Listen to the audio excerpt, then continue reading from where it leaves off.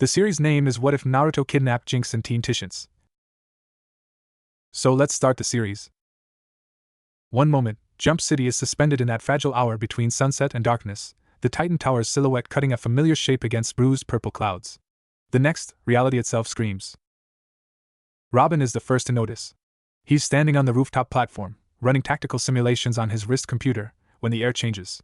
Static electricity lifts the hairs on his arms.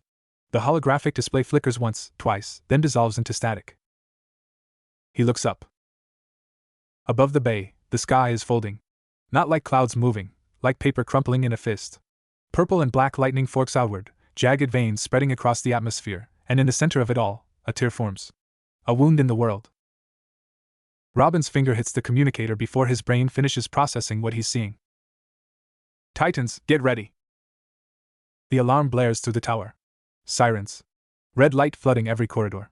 He hears Cyborg's heavy footfalls first, then Beast Boy's frantic scrambling, Starfire's worried voice overlapping with Raven's calm, measured response.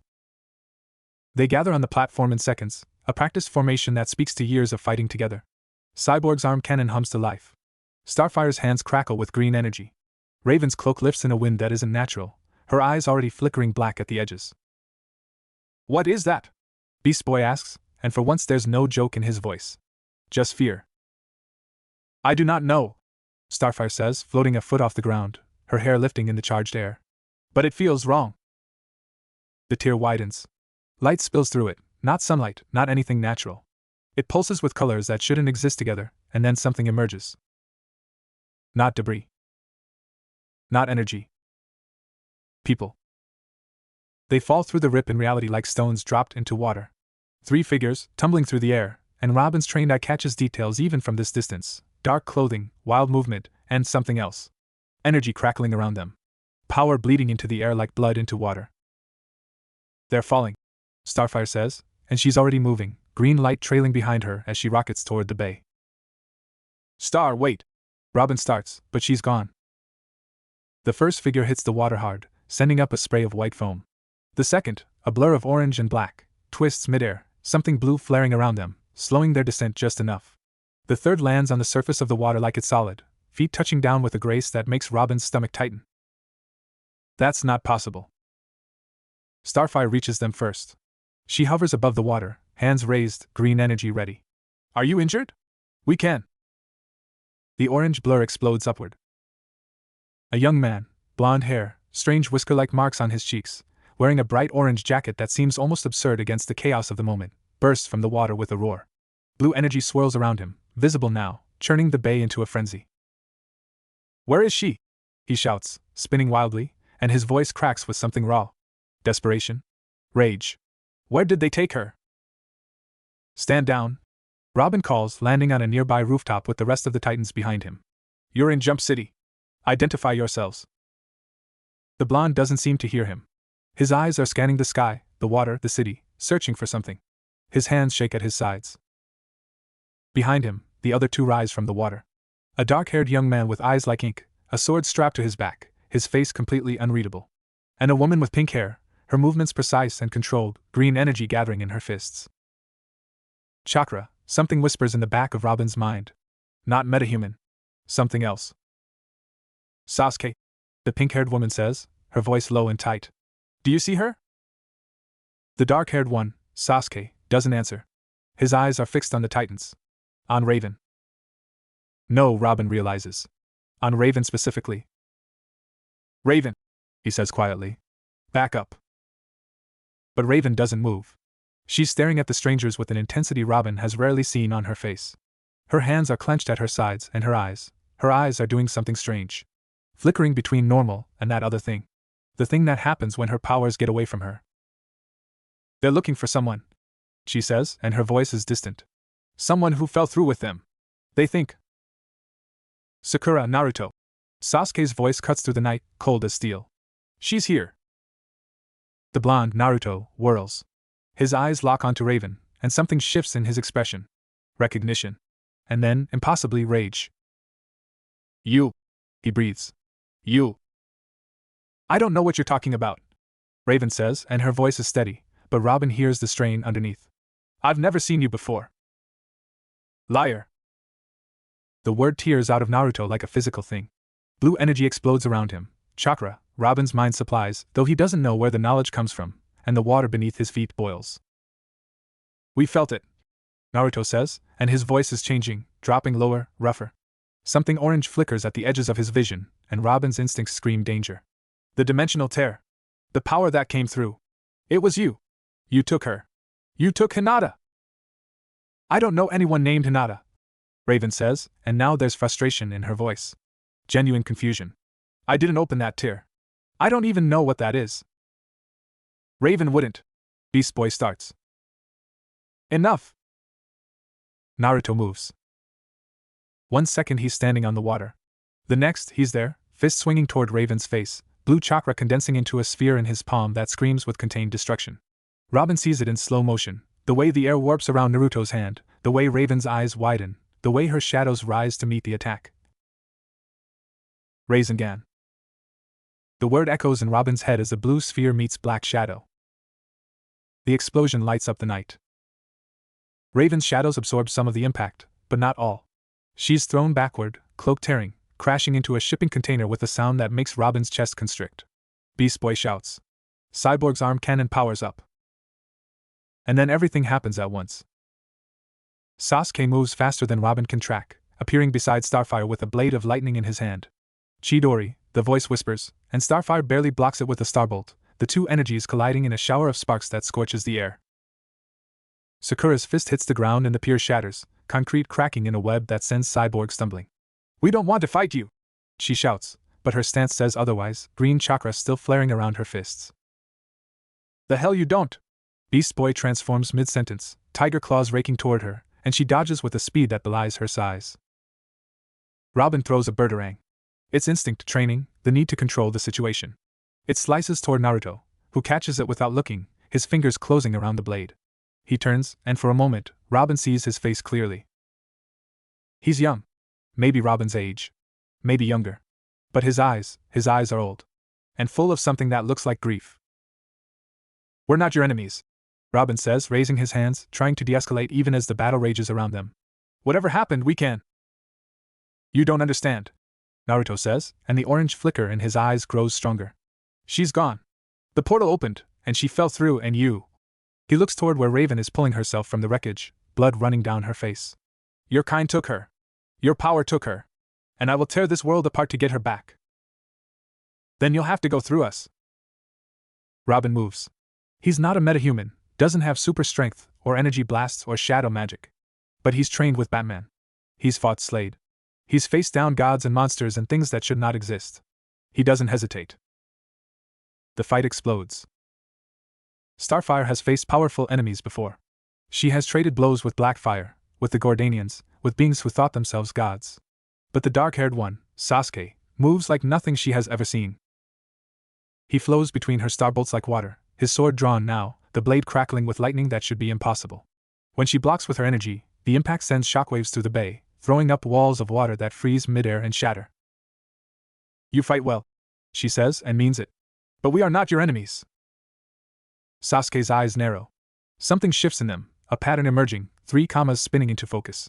The Sharingan, and Starfire feels something look at her, see through her, understand her in a way that makes her skin crawl. You believe that, Sasuke says quietly. But belief doesn't make it true. His blade comes down. She blocks. The force of it drives her down, feet touching the ruined pier, and she pushes back, green energy flaring. For a moment they are locked, power against power, and she sees something in his face that surprises her. He's not angry. He's hurting. Someone you love, Starfire says, the words coming unbidden. She was taken from you. Sasuke's jaw tightens. Don't pretend to understand. I do not pretend. I do understand. She thinks of Tamarin, of her sister, of everyone she lost when her world burned. But this girl, Raven, she did not do this. She would not. She is my friend. My family. Something flickers in Sasuke's eyes. Doubt, maybe? Or recognition. But then Naruto screams, a sound of pure rage, and whatever connection they almost made shatters. Sasuke pushes off, flipping backward, and lands beside his teammate. Naruto! Focus! But Naruto isn't listening. He's trading blows with Robin now. The birdarang he caught earlier somehow returned to its owner, and the two of them are moving in a blur of motion that Starfire can barely track. Robin's staff meets Naruto's fists again and again, each impact sending out shockwaves, and Robin is holding his own, but barely. "Naruto, stop!"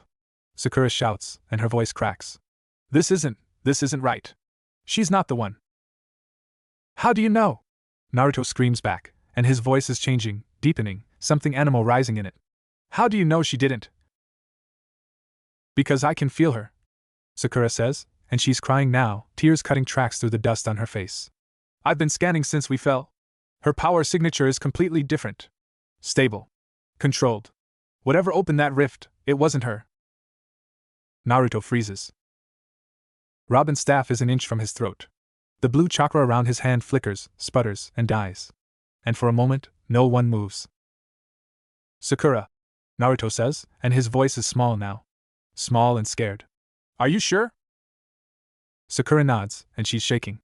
"I'm sure. She's not here. Hinata, she fell somewhere else. Or..." She can't finish the sentence. The orange in Naruto's eyes fades. The whisker marks on his cheeks seem to deepen, or maybe it's just the way his face crumples. He sways on his feet, and for a moment Starfire thinks he might collapse.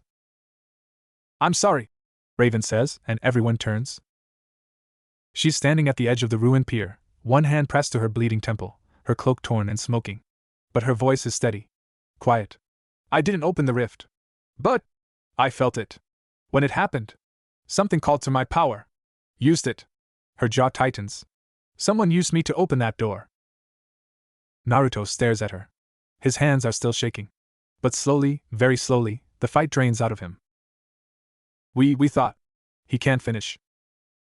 "I know," Raven says. And there's something in her voice, something old and tired and deeply, profoundly lonely, that makes Starfire's heart ache. The battle ends not with a bang, but with silence.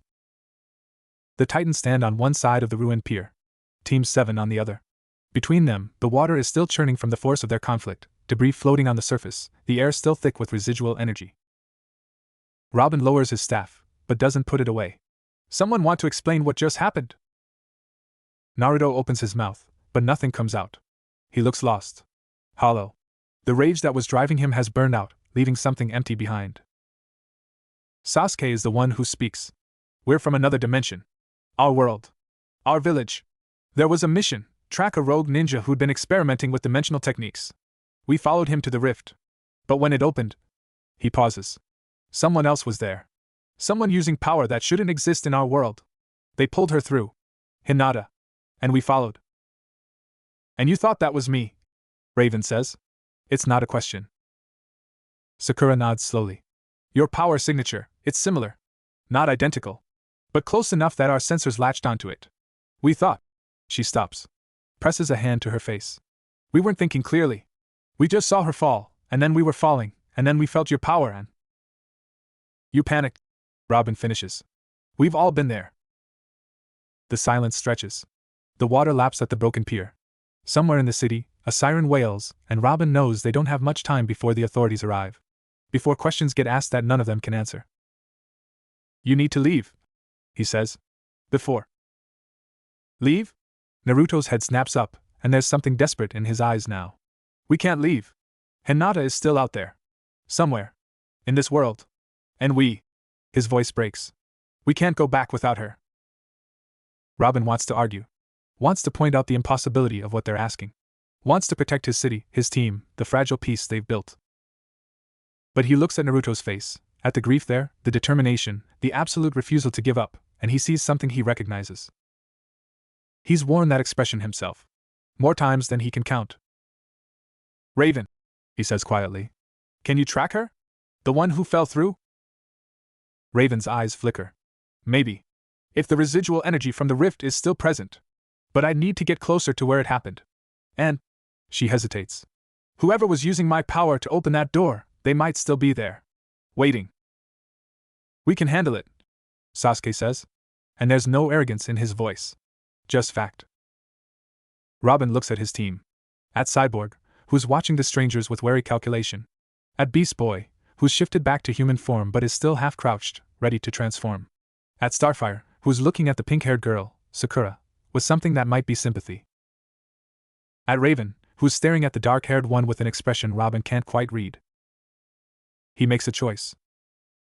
Titans, he says. We're going to help them. Beast Boy's jaw drops. Rob, are you serious? They just... I know what they did. Robin cuts him off. And I know what we did too. We all reacted without thinking. But if someone's using Raven's power to hurt people in other dimensions, that's our problem too. He turns to Naruto. We help you find your friend. But you follow our lead. You don't attack anyone without proof. And you don't destroy any more of my city. Deal? Naruto stares at him. For a long moment, Robin thinks he might refuse. Might explode again, bring that blue energy back, try to tear the city apart until he finds what he's looking for. But then something shifts in his face. The anger fades, replaced by something that looks almost like gratitude. Deal, he says, and holds out his hand. Robin takes it. The grip is strong, calloused, a fighter's hand. Behind him, he hears Beast Boy muttering, hears Cyborg's cautious agreement, hears Starfire's soft sigh of relief. He hears Raven say nothing at all. He doesn't know what they've just gotten themselves into. Doesn't know that this handshake is the first step down a path that will change all of them forever. He just knows that somewhere in the city, a girl is lost. And they're going to find her. The Titan's tower rises against the night sky, a monument to everything they've built together. Team 7 follows Robin across the bridge in silence, their footsteps echoing on the metal, their eyes constantly scanning, cataloging, assessing. Naruto walks at the front, beside Robin, his hands shoved deep in his pockets.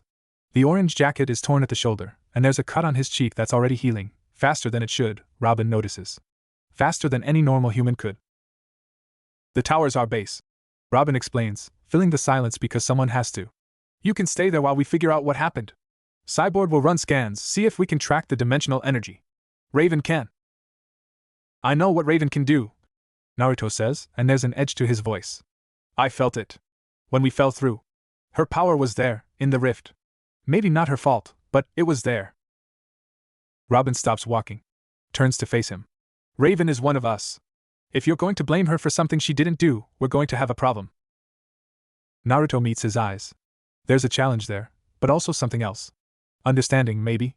I'm not blaming her. I need to find Hinata. And if her power is connected to this, then she's connected to us. For now. It's not trust. But it's a start. Behind them, the others are walking in clusters, Sakura and Starfire, Sasuke and Raven, Cyborg and Beast Boy bringing up the rear. Robin watches them as they move, cataloging dynamics, assessing threats and possibilities. Sakura is asking Starfire about her powers, her voice genuinely curious despite everything that's happened.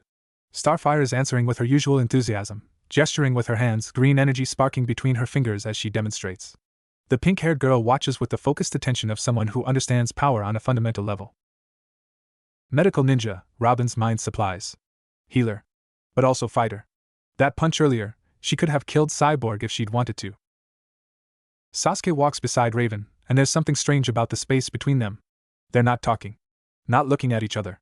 But they're walking in perfect sync, their strides matched, their silence somehow comfortable rather than hostile.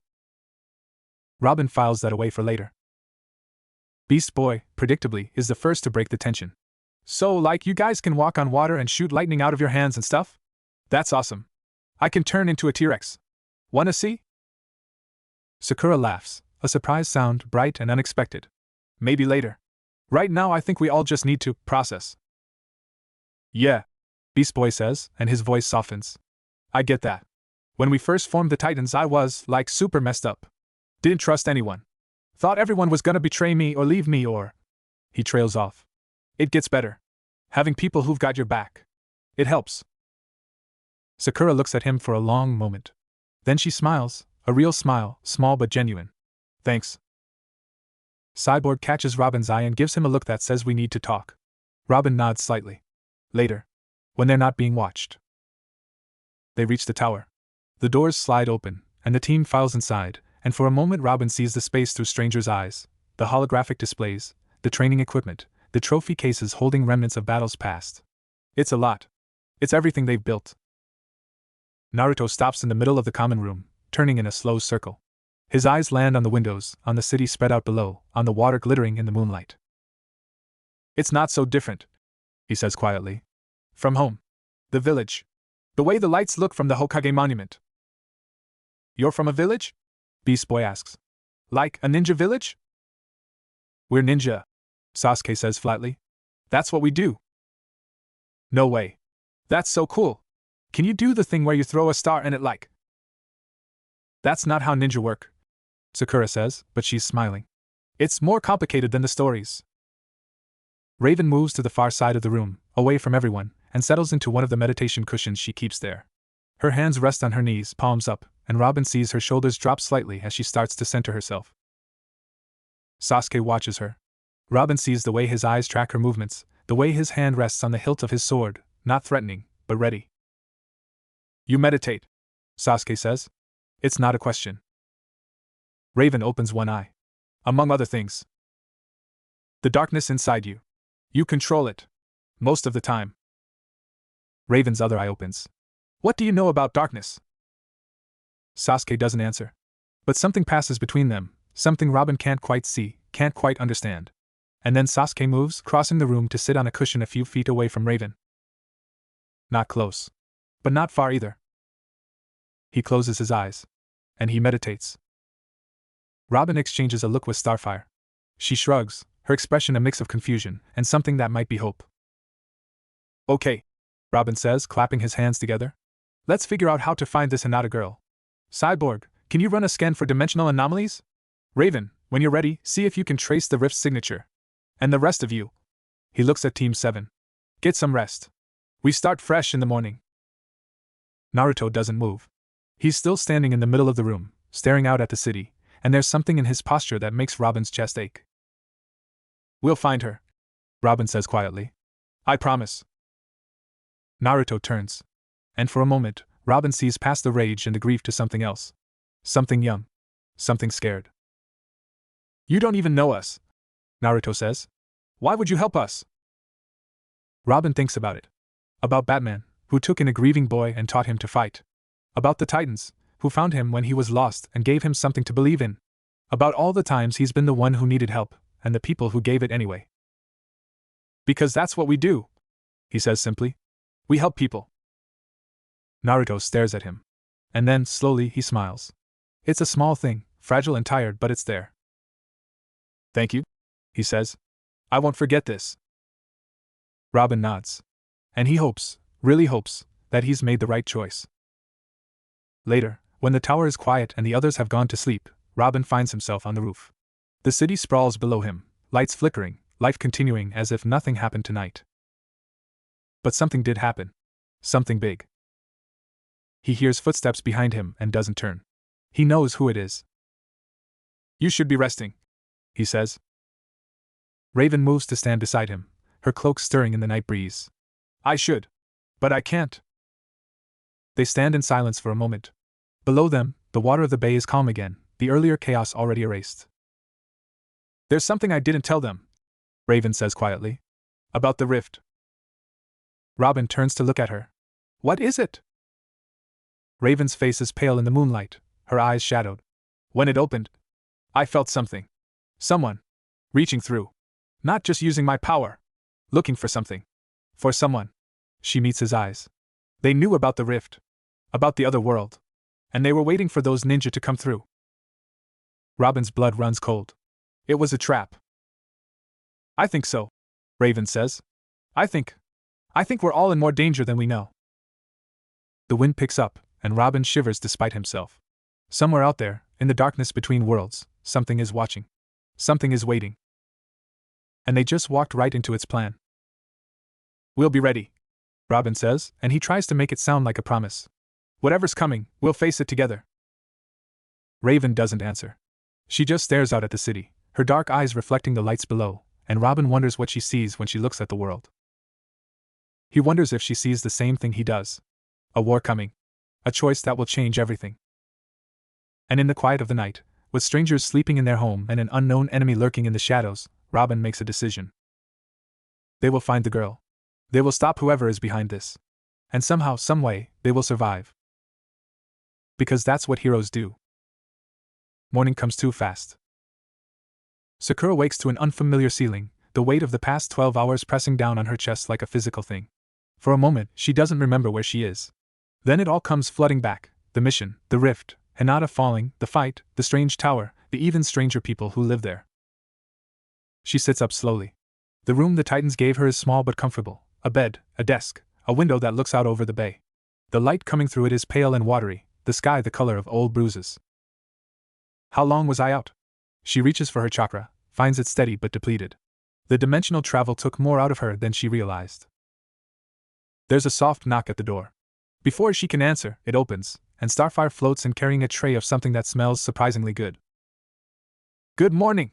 Starfire's voice is bright, but there's a gentleness in her eyes that Sakura recognizes. It's the same look she uses when Naruto is hurting and doesn't want to admit it. I have brought you breakfast. Cyborg says it is just cereal, but I have added extra sugar, which he says makes everything better. Sakura takes the tray, managing a smile. Thank you. You didn't have to. You are a guest in our home, Starfire says simply. It is the Tamaranian way to offer hospitality to those who are lost. She pauses. And you are lost, yes? Not just in this world, but in other ways too. Sakura looks down at the cereal. It's colorful, probably full of things that would make Tsunade-sama lecture her about proper nutrition. But right now, it's exactly what she needs. We've been on this mission for 3 weeks, she says quietly. Tracking the rogue ninja, watching the rift open and close, trying to predict where it would appear next. We were so close. And then, she stops. Swallows. Hinata was right next to me. 1 second she was there, and the next, the rift opened beneath her. Starfire finishes softly. I have seen such things. On Tamarin. When the Gordanians came, they used weapons that tore holes in the world. I watched my friends fall through them and never return. Sakura looks up. I'm sorry. Starfire's expression doesn't change, but something in her eyes dims. It was a long time ago. I have made a new home here, with new friends. New family. She tilts her head, considering Sakura. But you still carry the old wounds. You and your teammates. We're not. Sakura starts, then stops. Because it's true. They've been carrying wounds for years. Naruto's loneliness. Sasuke's vengeance. Her own desperate need to be strong enough, good enough, enough. The blonde one, Starfire says. Naruto. He is your leader? Sakura laughs despite herself. He's supposed to be. Most of the time. When he's not being an idiot. But you love him. It's not a question. And Sakura doesn't deny it. I love all of them. My team. My family. She sets the tray aside, suddenly restless. Which is why we have to find Hinata. She's part of that family too. And if something happens to her because we weren't fast enough, weren't strong enough, you will blame yourself. Starfire finishes. Yes. I understand this too. They sit in silence for a moment. The cereal grows soggy. The light through the window shifts from bruised purple to pale gold. You fought well last night, Starfire says finally. Your strength is considerable. But you fight with your fists, not your heart. Why? Sakura blinks. I'm a medical ninja. My job is to protect my team, not. No. Starfire interrupts gently. I do not mean your techniques. I mean, you held back. When Beast Boy attacked you, you could have hurt him. Could have killed him. But you did not. You chose mercy. Sakura thinks about it. About the green-haired boy who shifted from tiger to bear to wolf in the space of seconds, his attacks wild and undisciplined but fierce. She could have shattered his bones with one punch. Could have hit his pressure points, stopped his heart, ended the fight before it truly began. But she didn't. I didn't want to hurt him, she says slowly. He was just protecting his home. His friends. She looks at Starfire. I know what that feels like. Starfire smiles, a real smile, bright and warm. Then we will be good friends, Sakura of the Hidden Leaf. Because I know it too. In another room, Naruto is not handling things as well. He's been pacing for hours. Back and forth, wearing a path in the carpet that Cyborg is definitely going to notice. His mind won't stop spinning, won't stop replaying that moment over and over again. Hinata falling. Her hand reaching for his. His fingers brushing hers but not quite catching. The light swallowing her whole. He slams his fist into the wall. The drywall cracks. He doesn't care. Having a tantrum won't bring her back. Naruto whirls. The dark-haired one, Sasuke, is leaning against the doorframe, arms crossed, expression as blank as ever. He's changed out of his battle-damaged clothes into something the Titans must have lent him, dark pants, a black shirt, simple and functional. I'm not having a tantrum, Naruto growls. You punched a wall. I was testing the structural integrity. Sasuke's lip twitches. It might be amusement. It might be irritation. With Sasuke, it's hard to tell. We're going to find her, Naruto. You don't know that. Naruto's voice cracks. You don't know anything. We don't even know if she's alive. We don't know where she is. We don't know who took her or why or. We know enough. Sasuke pushes off from the doorframe and crosses the room. He moves like a predator, all coiled grace and controlled power, and Naruto has to resist the urge to step back. They've been teammates for years, have fought side by side against enemies that would make most people run screaming. But there are moments, like this one, when Sasuke reminds him that he's something more than just a teammate. He's a weapon, honed and sharpened and pointed at whatever threatens the people he cares about. The girl in the cloak, Sasuke says. Raven. Her power is connected to the rift. Whatever opened it, whoever opened it, she's the key to tracking it. And tracking it means tracking Hinata. You trust her? Sasuke is quiet for a moment. I trust that she wants to help. Whether she can. He shrugs. We'll find out. Naruto sinks onto the edge of the bed, suddenly exhausted. What if we don't find her? What if she's already? Don't. The word is sharp. Commanding. Naruto looks up, startled, and sees something in Sasuke's eyes that he rarely sees there. Fear. Hinata is stronger than you'd give her credit for, Sasuke says quietly. She always has been. Whatever's happening to her, wherever she is, she's fighting. And we're going to find her before she has to fight alone for much longer. Naruto stares at him. And slowly, something in his chest unclenches. Not much. But enough. When did you get so good at this? He asks. The whole motivational thing? Sasuke's expression doesn't change. But there's something in his voice when he speaks. Something almost soft. I learned from watching you. And then he's gone, the door closing behind him with a soft click, leaving Naruto alone with his thoughts. For the first time since they fell through the rift, they don't feel quite so heavy. The tower's main room is transformed by morning light. What looked imposing and alien the night before becomes something almost domestic. A kitchen island covered in breakfast dishes, a couch littered with blankets, a massive screen showing news footage of the unexplained energy phenomenon over the bay last night. Cyborg is at the control panel, fingers flying across holographic displays. I've got residual dimensional energy readings from 4 different locations across the city. Problem is, they're all moving. Whatever came through that rift with you guys, it didn't just disappear. Could be Hinata, Sakura says, joining the group with Starfire beside her. If she's running, trying to find safety. Or it could be the rogue ninja we were tracking, Sasuke interrupts. If he's here, he's dangerous. And he'll know we followed him. Robin nods slowly. We need more information before we move. Raven, can you do a deep scan? See if you can identify which signatures are human and which are not human? Raven's voice is dry. She's sitting in her usual corner, a cup of tea cradled in her hands. I can try. But dimensional energy leaves traces that are messy. It'll take time to sort through. We don't have time, Naruto says, and his voice is sharper than he intends. Every minute we waste, Hinata could be. We will find her, Robin cuts in. But we do it smart. We do it together. No more running in blind. Naruto's jaw tightens. But he doesn't argue. Beast Boy, who's been uncharacteristically quiet, raises his hand. So, what's the plan? Do we split up? Cover the different locations? Too risky, Cyborg says. If this rogue ninja is as dangerous as they say, we need to hit hard and fast. One target at a time, full team. I agree, Sasuke says. But we need to prioritize. Which signature is strongest? Cyborg pulls up a map, 4 points pulsing in different colors. This one in the industrial district has the most concentrated energy. It's also the least mobile. Whatever's there, it's either waiting or it's anchored. Then that's where we go first, Robin decides. Titans gear up. We move in 20. As the others disperse to prepare, Sasuke catches Raven's arm. She freezes, looking down at his hand, and for a moment something flickers in her eyes. You're not telling them everything, Sasuke says quietly. Raven meets his gaze. Neither are you. They look at each other for a long moment. And then Raven pulls away, her cloak swirling, and disappears into the corridor. Sasuke watches her go, his expression unreadable.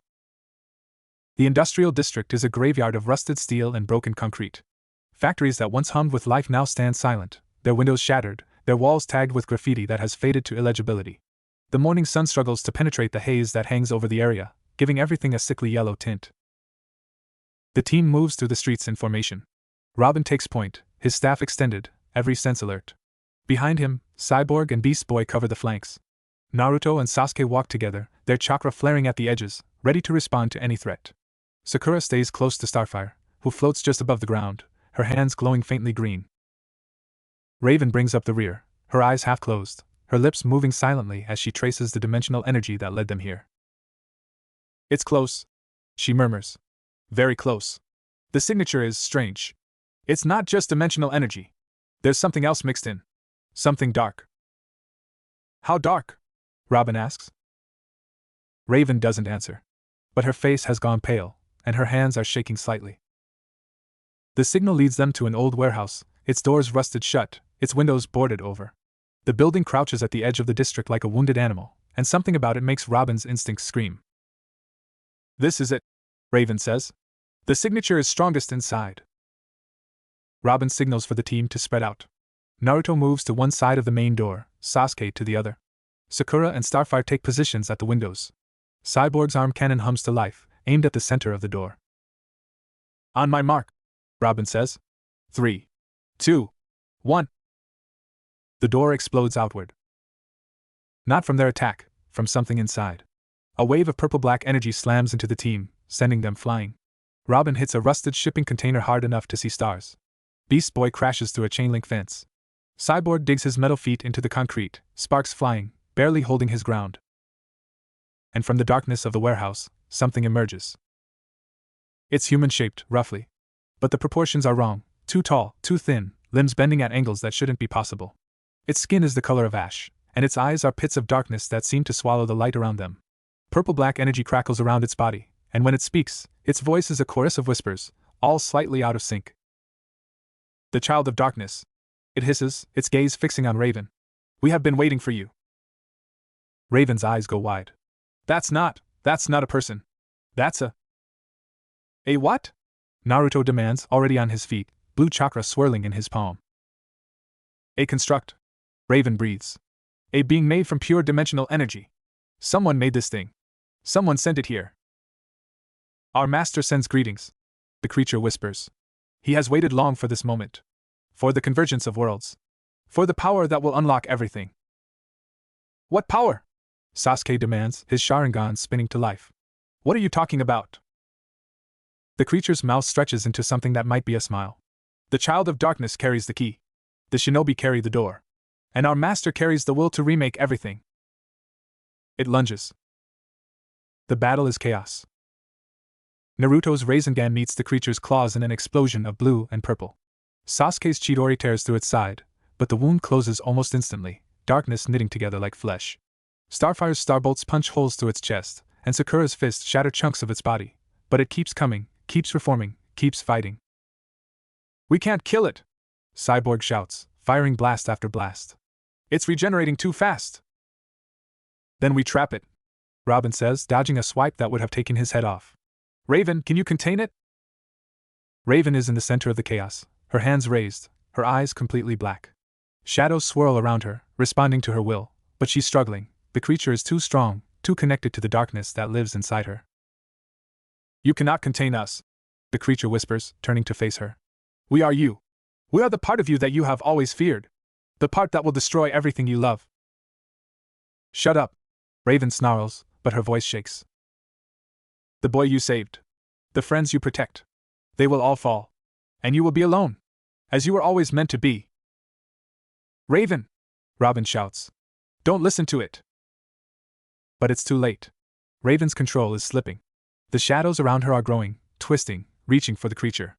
And the creature is reaching back, its darkness merging with hers, feeding on her fear. Sasuke moves. He doesn't think about it. Doesn't plan. He sees Raven falling, sees the darkness consuming her, and something in him reacts. He appears between her and the creature, his sword drawn, his Sharingan spinning. You want darkness? He says, and his voice is ice. I'll show you darkness. The Chidori forms in his hand, but it's not the usual blue-white lightning. It's black. Pure black, crackling with something that makes the air scream. He drives it into the creature's chest, and for the first time, the thing screams. What are you? I'm what happens when darkness learns to fight back. The black lightning explodes outward, tearing through the creature's body, shredding its form. Raven's shadows surge forward, no longer trying to merge with the creature but to consume it. Together, they tear the construct apart. When it's over, nothing remains but a scorch mark on the concrete and the fading echo of its screams. Sasuke lowers his hand. The black lightning fades, and he collapses. Raven catches him before he hits the ground. She doesn't think about it, doesn't question. She just catches him, lowering him to the ground, her hands pressing against his chest, feeling his heartbeat. It's weak. Too weak. What did you do? She demands. What was that? Sasuke's eyes are barely open. Something I've been learning to control. For a long time. That nearly killed you. I know. Raven stares at him. At this stranger who threw himself between her and her own darkness. At the marks on his chest where the creature's claws cut deep. At the exhaustion in his eyes that looks so much like her own. Why? She whispers. Sasuke manages something that might be a smile. Because you reminded me of someone. Someone who never gave up on me. Even when I didn't deserve it. Around them, the battle is over. The others are gathering, checking for injuries, trying to make sense of what just happened. But Raven doesn't hear them. She's looking at Sasuke, and Sasuke is looking at her, and something passes between them that neither of them has words for. Naruto, Sakura calls, her medical training taking over. Help me get him stable. He's lost a lot of blood. Naruto is there in an instant, his hands glowing with healing chakra. But his eyes are on Sasuke's face, and there's something in his expression that Raven can't read. He saved her, Naruto says quietly. He saved all of us. Robin looks at the scorched mark on the ground. At Raven, still kneeling beside Sasuke. At the team, battered but alive. This was a trap, he says. That thing was waiting for us. And it knew exactly who to target. Which means whoever's behind this knows about Raven. Cyborg adds grimly. Knows about her powers. Knows about. He stops, looking at Team 7. Knows about all of us. The silence stretches. The industrial district is quiet again, the only sound the distant wail of sirens somewhere in the city. We need to find Hinata, Naruto says finally. Before whoever made that thing finds her first. Robin nods slowly. We will. But we need to be smarter. Whoever we're dealing with, they're playing a long game. And we just walked right into their opening move. He looks at his team. At the strangers who, only hours ago, were enemies. From now on, we watch each other's backs. No more solo acts. No more heroics. His eyes linger on Raven, then on Sasuke. We do this together. Or we don't do it at all. Back at the tower, Sasuke is recovering in the medical bay. Sakura insisted on monitoring him personally, her chakra working to repair the damage his uncontrolled power caused. She sits beside his bed, her hands glowing green, her face tight with concentration. He pushed too hard, she tells Robin, who's standing in the doorway. Whatever he did back there, it wasn't a technique he's mastered. He basically channeled raw curse mark energy through his Chidori and hoped for the best. Is he going to be okay? Sakura nods. Eventually. But he's going to be weak for a while. Chakra depletion, muscle trauma, internal bleeding, he's lucky to be alive. Sasuke's always been lucky, Naruto says, pushing past Robin to enter the room. Stupid but lucky. He settles into a chair on the other side of Sasuke's bed, his eyes fixed on his teammate's pale face. He did it for her, didn't he? For Raven. Sakura looks at him. I think he did it for himself too. Sasuke's been fighting his own darkness for a long time. Maybe he saw something in her that he recognized. Naruto is quiet for a moment. She's like him. Isn't she? Alone. Carrying something heavy. Not sure if she deserves to be saved. Maybe, Sakura says softly. Or maybe she's just someone who needed to see that she's not alone. They sit in silence, watching Sasuke breathe. And somewhere in the tower, Raven sits in her meditation chamber, her hands folded in her lap, trying to quiet the darkness that still whispers in her ears.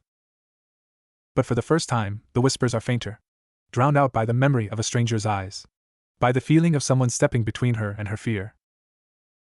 You reminded me of someone, he said. She doesn't know what it means, doesn't know why it matters. But she can't stop thinking about it. 6 days of scanning, tracking, hunting. 3 days of dead ends and false leads. 3 days of watching Naruto's hope fray at the edges like a rope about to snap. The dimensional signatures Cyborg detected have all gone quiet. The 4 points on his map, once pulsing with energy, have faded to nothing, leaving only questions. The construct they fought in the industrial district dissolved completely, leaving no trace of its origin or purpose. And Hinata remains lost.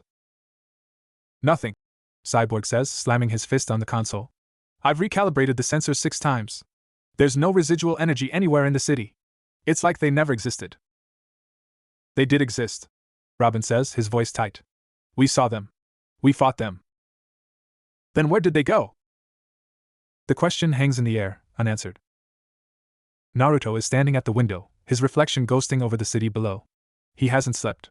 Sakura can see it in the shadows under his eyes, in the slump of his shoulders that he's trying to hide. She's out there, he says quietly. I know she is. I can feel it. Robin exchanges a look with Raven.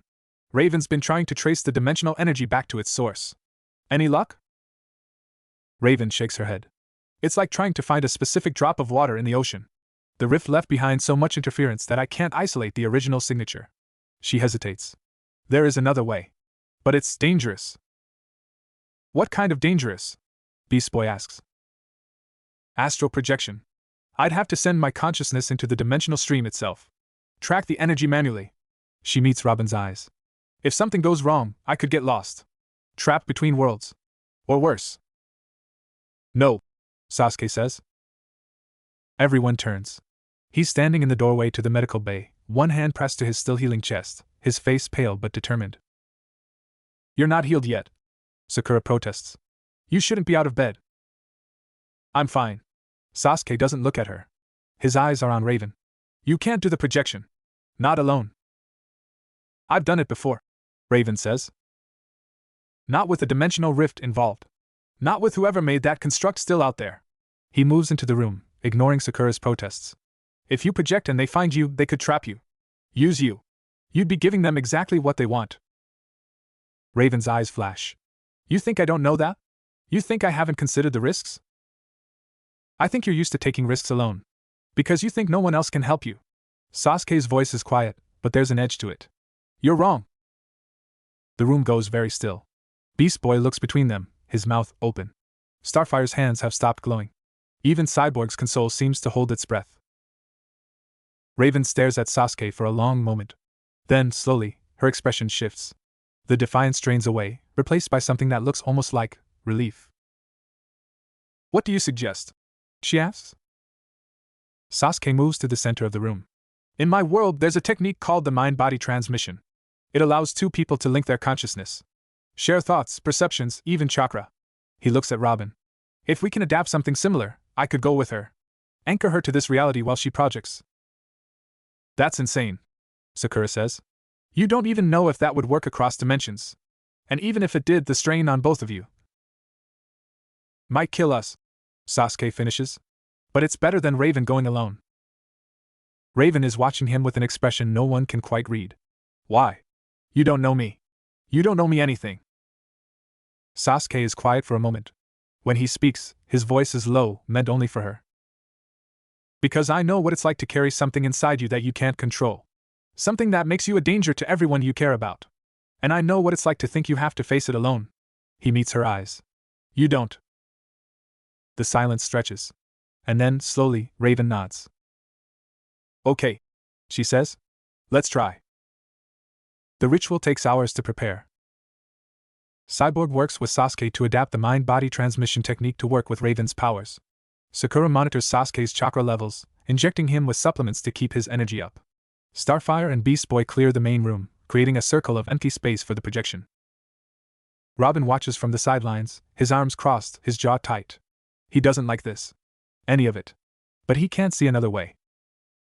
You're worried about her, a voice says beside him. He turns. Naruto has moved from the window to stand next to him, his eyes also fixed on the preparations. Aren't you? Robin asks. Naruto shrugs. Sasuke's been doing reckless things since I've known him. It's kind of his thing. But he's also the most stubborn person I've ever met. If he says he can do something, he usually can. And Raven? Naruto is quiet for a moment. I don't know her. Not really.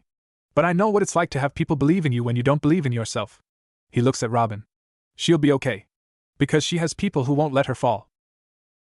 Robin wants to argue. Wants to point out all the ways this could go wrong. But he looks at Naruto's face, young, tired, but fiercely determined, and something in him settles. You really believe that? He says. That people can get through anything if they're not alone. I don't just believe it, Naruto says simply. I've lived it. The ritual begins at dusk.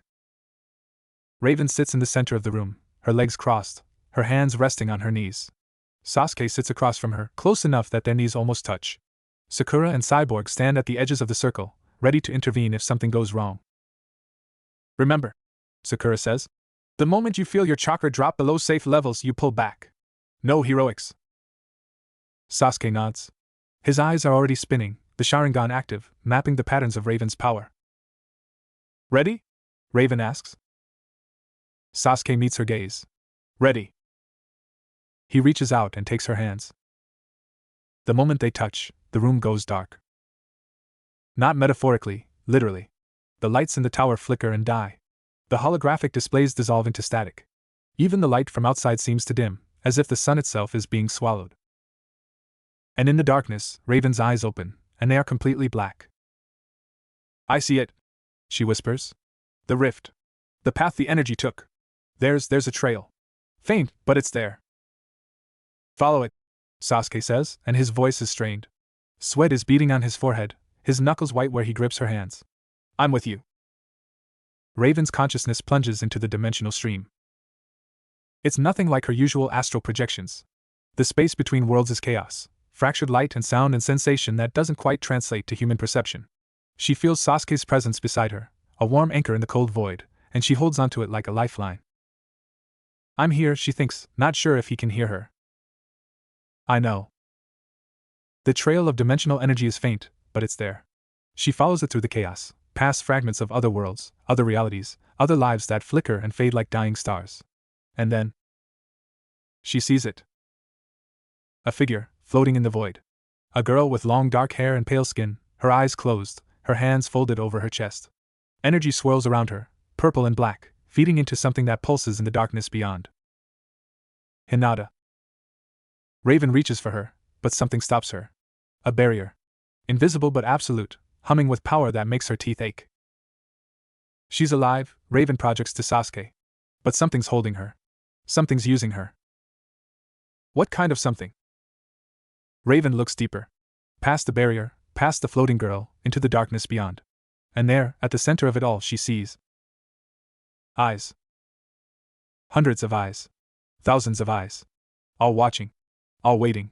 And in the center of them all, a shape that might be human, might be something else entirely. Something old. Something hungry. He's here, Raven whispers. The one who opened the rift. The one who made the construct. Who is he? Raven tries to see more. Tries to understand. But the eyes are turning toward her now, focusing, seeing. Go, she gasps. He knows we're here. Go, go, go. She pulls back, dragging Sasuke with her, fleeing through the dimensional stream as something massive and terrible turns its attention to them. The barrier around Hinata pulses, and for a moment Raven sees the girl's eyes open, white, pupilless, the Byakugan, and something passes between them. Help me, Hinata's eyes say.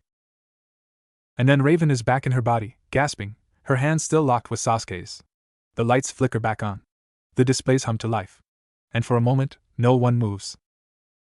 What did you see? Robin demands. What was it? Raven's hands are shaking. Sasuke's face is ashen, blood trickling from his nose where the strain of the projection has taken its toll. A man, Raven says. Or something that used to be a man. He's holding Hinata somewhere between dimensions. Using her Byakugan to see into both our worlds. She looks up, and her eyes are wide with something that might be fear. He's not just watching. He's planning something. Something that involves all of us. What? Naruto asks, and his voice is raw. What is he planning? Raven meets his eyes. He's going to open a permanent rift between our worlds. And when he does, he's going to tear both of them apart. The room erupts. Everyone is talking at once. Cyborg demanding more data, Starfire asking how they can stop it, Beast Boy asking what they're supposed to do against something that lives between dimensions. Naruto is shouting, Sakura is trying to calm him, and Robin is trying to restore order. But Sasuke and Raven aren't moving. They're still sitting in the center of the room, their hands still linked, their eyes still locked. The chaos swirls around them, but they exist in a pocket of silence. You saw him, Sasuke says quietly. The man in the rift. Do you know who he is? Raven shakes her head. But I recognized his power. It's the same as mine. The same darkness. But twisted. Corrupted. She looks down at their joined hands. He's been looking for me. Using my power to open the rift, using Hinata to see through. He wants something from me. What? I don't know. She pulls her hands away, and the connection between them breaks. But I'm going to find out. She stands, and the chaos around them quiets. Everyone turns to look at her. There's a way to stop him, she says. The rift he's creating is anchored to my power. If I close myself off completely, suppress the darkness inside me, the rift will destabilize. He won't be able to hold it open. And Hinata? Naruto asks. What happens to her? Raven's silence is answer enough. No, Naruto says. Absolutely not. We're not sacrificing her to stop this. We might not have a choice, Robin says, and his voice is heavy. If that thing tears a permanent hole between worlds, it's not just our cities at risk. It's everything. I don't care. Naruto's hands are shaking, but his voice is steady. We don't leave people behind. That's not who we are. That's not who I am. He looks at the Titans. At Robin, who taught himself to be a hero. At Starfire, who lost her world and built a new one. At Beast Boy and Cyborg, who chose to fight instead of hide. At Raven, who carries darkness and still reaches for the light. You said you help people, Naruto says. That's what you do. So help me. Help me save her. The silence stretches. And then Robin nods. We will, he says. But we need a plan. A real plan. One that doesn't involve sacrificing anyone. Sasuke stands, swaying slightly. The man in the rift. He's using Hinata's Byakugan to see our movements. Which means he knows we're coming. But it also means he's vulnerable. How? Cyborg asks. The Byakugan gives near total vision, but it has a blind spot. A small one, at the back of the neck, just below the skull. Sasuke's eyes are sharp, focused. If we can get someone close enough to strike that spot, it'll disrupt her Byakugan. Cut off his vision. And without it, he's fighting blind. That's still a huge if, Robin says. Getting close enough to someone who can see everything is impossible, Sasuke agrees. Unless we give him something else to look at. Slowly, a plan begins to form. They spend the night preparing. Sakura works with Cyborg to create chakra-infused technology, explosive tags that can be detonated remotely, flash bombs that mimic the effects of light-based jutsu. Beast Boy practices shifting into birds, insects, anything small enough to slip through the rift unnoticed. Starfire charges her starbolts to maximum capacity, her hands glowing bright enough to light up the entire tower. And in the corner, Naruto sits alone. He's been quiet since the plan was made.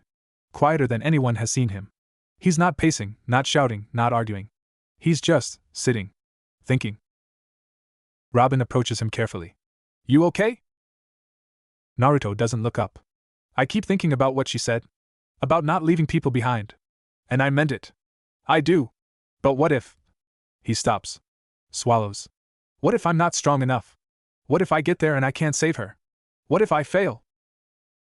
Robin sits down beside him. I've asked myself that question more times than I can count. Every mission. Every fight. Every time someone's life is in my hands. He looks out the window at the city below. The fear doesn't go away. But you learn to use it. To let it make you sharper, faster, better. And if it's not enough? Robin is quiet for a moment. Then you have people who will carry you the rest of the way. That's what a team is for. That's what family is for. Naruto looks at him. Really looks. And for the first time since they met, Robin sees past the rage and the grief to something else. Something that looks like trust.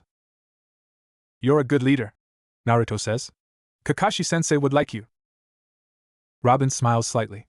I'd like to meet him sometime. When this is all over. Yeah. Naruto's voice is soft. When this is all over. On the other side of the room, Sasuke is checking his equipment.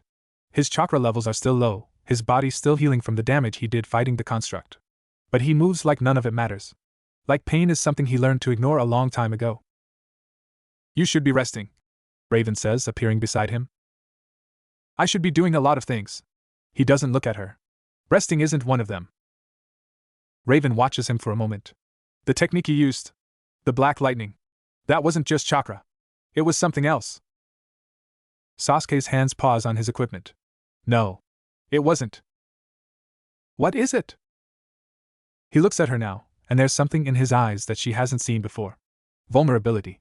When I was younger, a man put a curse on me. A seal that fed on hatred, on darkness.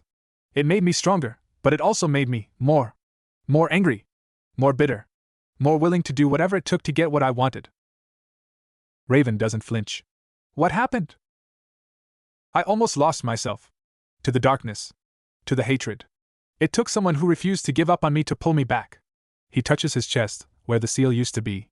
I still carry traces of it. The darkness never really leaves. But I've learned to use it. To control it. You turned it into something useful. Something I can aim. He meets her eyes. Like you do. With your shadows.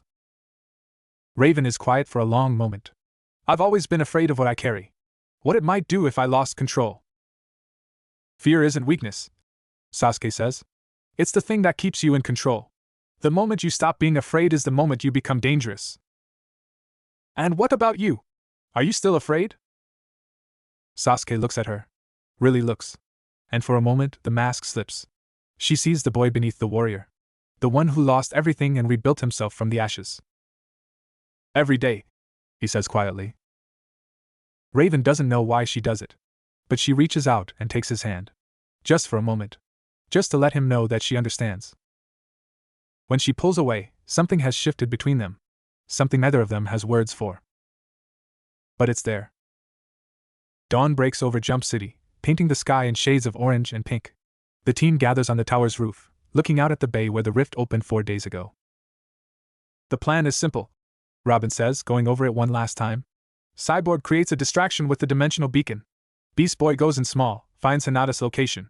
Starfire and Sakura provide cover. Sasuke and Raven track the energy signature. And Naruto. I get her out. Naruto finishes. I know. Robin nods. We don't know what's waiting for us in there. We don't know what that thing can do. But we know what we can do. He looks at each of them in turn. We fight. We protect each other. And we bring everyone home. Titans, go! Naruto says, and for a moment it's jarring, hearing their battle cry from a stranger's lips. But then Robin grins. Team 7, he says. Let's show them how it's done. Cyborg activates the beacon. The air shimmers. And in the center of the bay, the rift opens again. Not a tear this time. A door. Waiting for them. They step through together. The rift swallows them whole. One moment they're standing on the roof of Titan Tower, the morning sun warm on their faces. The next, they're falling through a void that has no up or down, no light or dark, no beginning or end. Colors that don't exist in any world bleed across Raven's vision. Sounds that have no source vibrate through Starfire's bones. The air, if it is air, tastes like ozone and old sorrow. Naruto twists, searching for something solid, something real. His hands find Sakura's arm, then Sasuke's shoulder. He holds on. Everyone together! Robin's voice cuts through the chaos. Don't let go! Cyborg's arm cannon fires a grappling hook into the darkness. It finds something, a wall, a surface, anything, and pulls them toward it. They land in a heap on what might be ground, gasping, their senses slowly recalibrating. We're in. Raven breathes. This is the space between worlds. The place where he's holding her. Naruto is already on his feet. Where? Where is she? Raven closes her eyes, reaching out with her power. The darkness here responds to her, not hostile, not welcoming, simply aware. She feels Sasuke's presence beside her, his hand on her arm, grounding her. There, she says, pointing into the void. About half a mile. Maybe less. The barrier around her is strong, but I can feel her through it. She's scared. But she's fighting. Naruto moves before anyone can stop him. Chakra flares around him, pushing back the darkness, and then he's running, flying, pulling himself through the void with sheer force of will. Naruto, wait! Sakura shouts, but he's already gone. Split up, Robin orders. Cyborg, Starfire, go with Sakura. Catch him before he does something stupid. Beast Boy, you're with me and Raven. We'll find a way through that barrier. And Sasuke? Beast Boy asks. Sasuke is already moving, following the trail Raven pointed out. I'll handle myself. Robin wants to argue, but Raven shakes her head. Let him go. He knows what he's doing. They move. The barrier around Hinata is a sphere of pulsing purple energy, hovering in the void like a trapped star. Naruto reaches it first, his hand already forming a Rasengan, blue chakra spinning into a sphere of concentrated destruction. He doesn't hesitate. He slams it into the barrier. The impact sends shockwaves rippling through the void. The barrier flexes, crackles, but holds. Naruto slams it again. Again. Again. Each hit weaker than the last as his chakra drains, as the void itself seems to sap his strength. Hinata! He screams. Hinata, I'm here! I'm here! Inside the barrier, Hinata's eyes flutter open. She's floating in the center of the sphere, her dark hair spread around her like a halo, her hands still folded over her chest. Energy flows into her and out of her, a constant current that pulses with the rhythm of her heartbeat. She looks pale. Thin. Like she's been here for weeks instead of days. But her eyes, white, pupilless, the Byakugan fully active, are sharp. Aware. Naruto-kun. He can't hear her, not really. But something passes between them. A recognition. A promise. I'm coming for you. Hold on. Sakura reaches him seconds later, Starfire and Cyborg close behind. Naruto, stop! You're burning through your chakra too fast. I don't care. He's already forming another Rasengan. I'm not leaving her in there. You won't have to, Raven says, appearing through the darkness with Robin and Beast Boy. But brute force isn't going to work. This barrier is key to dimensional energy. Only something from outside this reality can break it. What does that mean? Naruto demands. Raven looks at Sasuke, who has materialized beside her, his Sharingan spinning. It means we need a key. Something that exists in both worlds at once. Something that can bridge the gap. Sasuke's eyes narrow. You're talking about using the curse mark. The darkness. The darkness exists in all worlds, Raven says quietly. It's the one constant. If we combine my power with yours, we might be able to create a frequency that matches the barrier. Open it from the inside. And what happens to us? Sakura asks. If you two channel that much darkness, we might not come back. Sasuke finishes.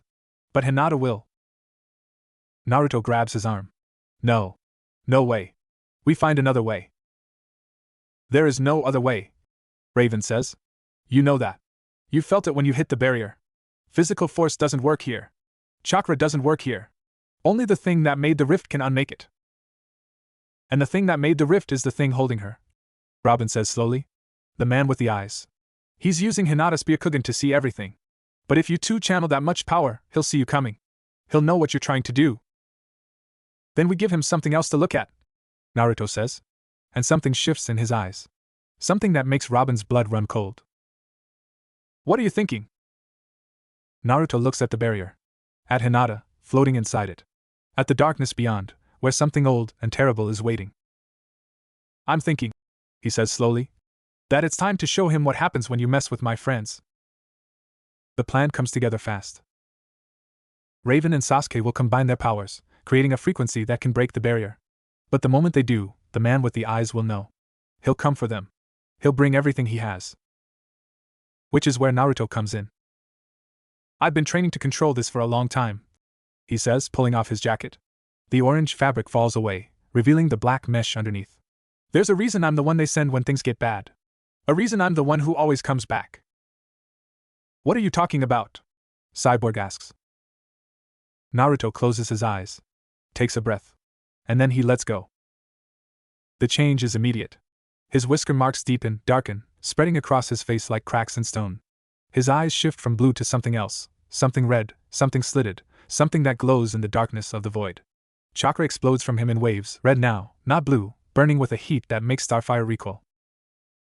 What is that? Beast Boy whispers. The nine-tailed fox, Sakura says, and her voice is steady, but her hands are shaking. A demon sealed inside him since the day he was born. The most powerful force in our world. Naruto's voice changes too. It deepens, roughens, echoes with something that isn't quite human. I've been keeping it locked away. Controlling it. But for this, for her, I'll let it out. Red chakra forms a cloak around him, tails of energy lashing out, and for a moment he looks less like a boy and more like a force of nature. He turns to Robin. You wanted a distraction. I'll give you one. And then he's gone, shooting through the void like a comet, leaving a trail of red light that burns through the darkness. He's going to get himself killed, Cyborg says. He's going to do what he's always done, Sasuke replies. Protect the people he loves, no matter the cost. Raven takes his hand. Ready? Sasuke looks at her. At this girl who carries darkness like he does, who fights every day to control what's inside her. At the fear in her eyes that mirrors his own. I'm ready, he says. They step forward together. The darkness responds to them like a living thing. It flows toward Raven, drawn by the power she's always tried to suppress. It flows toward Sasuke, recognizing the curse that still lingers in his blood. Together, they become a conduit, a channel through which the void itself seems to pour. Raven's eyes go black. Sasuke's curse mark spreads across his neck, his face, his arms. Their shadows merge, stretching and twisting, reaching toward the barrier that holds Hinata. This is going to hurt, Raven thinks. I know. The darkness hits the barrier like a wave against a cliff. The purple energy flexes, crackles, begins to sing. It's a sound that shouldn't exist, a frequency that vibrates through their bones, their teeth, their souls. Inside the barrier, Hinata's eyes widen. She can see them, all of them. The boy with the red chakra tearing through the void. The girl with the shadows reaching for her cage. The dark-haired stranger who fights his own demons to save someone else's. And beyond them all, the man with the eyes. Moving. Coming. Hurry, she thinks, pushing against the energy that holds her. He's coming. Naruto feels him before he sees him. The Nine-Tails chakra burns in his veins, heightening his senses, showing him things he couldn't see before. The void around him is not empty. It's full of threads, connections between worlds, between people, between past and future. And at the center of it all, a knot. A tangle of darkness that pulses with hungry awareness. There, the fox whispers in his mind. That's him. Naruto turns. And sees. The man is tall, taller than any human should be, his limbs too long, his fingers too many. His face is smooth, featureless, a mask of pale flesh with nothing behind it. But his eyes are everywhere. Hundreds of them, thousands of them, opening and closing across his skin, across the void around him, across the very fabric of reality itself. The Byakugan, Naruto realizes. He's using Hinata's Byakugan. But he's made it his own. The man's mouths, he has mouths too, scattered across his body like wounds, open in unison. The Jinchuriki. The vessel of the nine-tailed beast. I wondered when you would come. Where is she? Naruto's voice is not entirely his own. The fox is close to the surface now, eager, hungry for the fight. Where's Hinata? The Hyuga girl is safe. For now. Her eyes are useful. Her bloodline is the key to seeing between worlds. And when I have seen enough, when I understand the connections between your reality and this one, the mouths smile, I will tear them both apart. Why? Naruto demands. What do you want? What do all creatures want? The man spreads his arms, and the eyes on his skin blink in sequence, a wave of white pupils staring into nothing. Power. Control. The ability to shape reality to my will. Your world has chakra. This world has metahumans. Together, they can create something new. Something beyond anything that has ever existed. You're insane.